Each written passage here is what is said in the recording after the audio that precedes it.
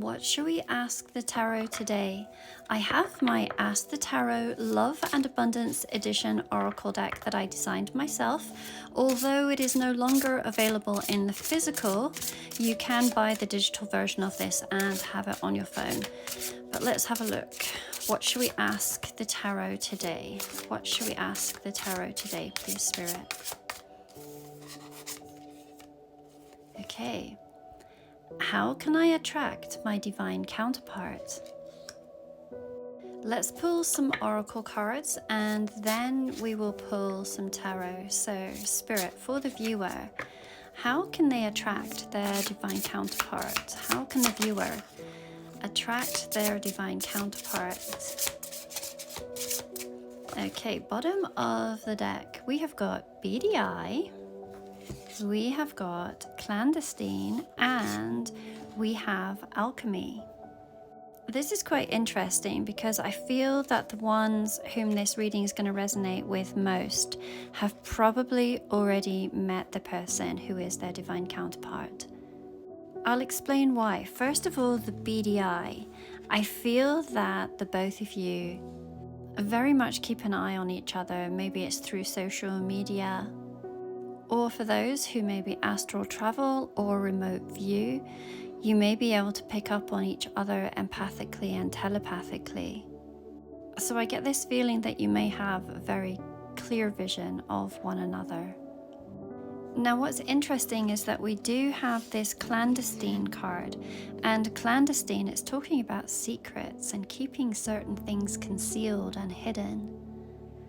Once again, giving me the impression that you may have your eye on somebody that maybe you haven't told them how you feel, or potentially both of you are keeping this somewhat of a secret between you. Looking at the illustration on this oracle card, we can see that there is a triskel. So perhaps that is giving an indication that there could be a third-party situation. Now, third party does not always have to mean another person. In some cases it certainly does, but in others it can be talking about religious differences, cultural differences, age differences. And perhaps that's why things are being kept rather quiet. We then have the alchemy card, and the alchemy card is talking about the ability to transmute, to shift and to change. So going back to that question of how can I attract my divine counterpart, quite often divine counterparts come into your life to help you to evolve to the highest version of yourself. So by creating personal evolution. So to me this is suggesting that you continue evolving to be the highest version of yourself. Who do you see yourself as? As your most beautiful, authentic self. There truly is nothing more beautiful than being in alignment with someone and being able to show them your authentic self. So let us have a look here, please, Spirit. What would you suggest, Spirit, for the viewer, for them to be able to attract their divine counterpart? What would be helpful for them to know, please? What would be helpful for them to know?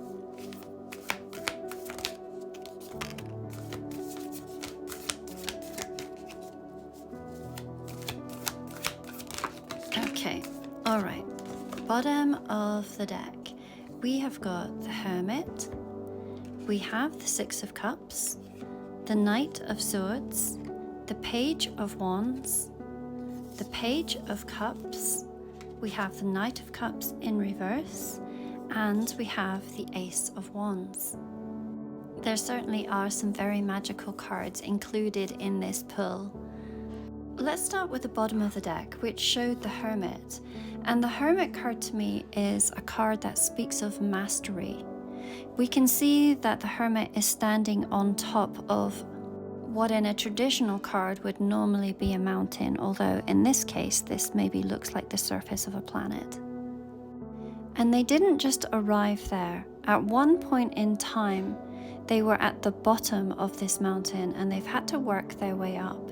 So at one point in time, they were the student who has gone through many, many, many lessons and has now become the master, which goes hand in hand with what I had said in regards to your own personal evolution. This is you evolving into a very wise and self-contained person. The hermit is someone who is at peace in being alone. When someone reaches this level of peace, it is very unlikely that they will make unwise decisions, especially in regards to who they commit their time to. The people that they will allow in their lives are only going to be those that also maintain this essence of peace. There is a lack of desperation in needing to be in a relationship. It absolutely speaks of being whole within self. This genuinely is one of the most precious gifts that you can give to yourself and to others. Because not only will you hold this resonance of peace for yourself, but that will be something that is illuminated and shared with others. And others will love to be in your energetic frequency. And that is a very magnetic and attractive place to be. Let me bring this card closer to you and see if I can show you. But on the hermit, they are wearing a necklace, and this necklace is called a mayat. It is symbolic of air, earth, fire, and water, all of the elements. Again, showing this essence of being whole within oneself. The Ace of Wands is talking about creating your own magic. In raising yourself to this level, you understand that you are a master manifester, that you have a hand in your own creation. Yes, of course, there are other elements that assist, but there is an inner confidence that you exude. We then have the Knight of Cups in return and the Page of Cups. The Page of Cups is someone who is a dreamer. They believe in miracles and they believe in their own intuition. We have two pages within this reading that offers this childlike enthusiasm and excitement for life. These cards are suggesting that you are pursuing your own dreams and treating life as if it is a true adventure. The Knight of Cups, you have learned who you can give your love to. You have a level of discernment that allows you to know what other people's true intentions are towards you. This is someone who has become extremely selective, perhaps through previous disappointments. And when this card is in reverse, it is a card that suggests that you avoid conflict, drama, and disappointments. We have the Knight of Swords. Once again, this is talking about your authenticity and being able to clearly express your thoughts. This speaks of being assertive and absolutely being able to walk away from people, places, and situations that are not meant for you. These are highly desirable qualities. They create someone who is quite rare.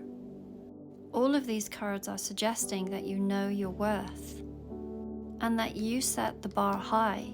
You can even see it. The sword isn't even in their hands. Their sword is above them, giving you this room for constant growth and advancement.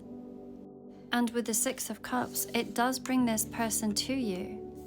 This is a card that speaks of union or even reunion into a very joyful and balanced relationship.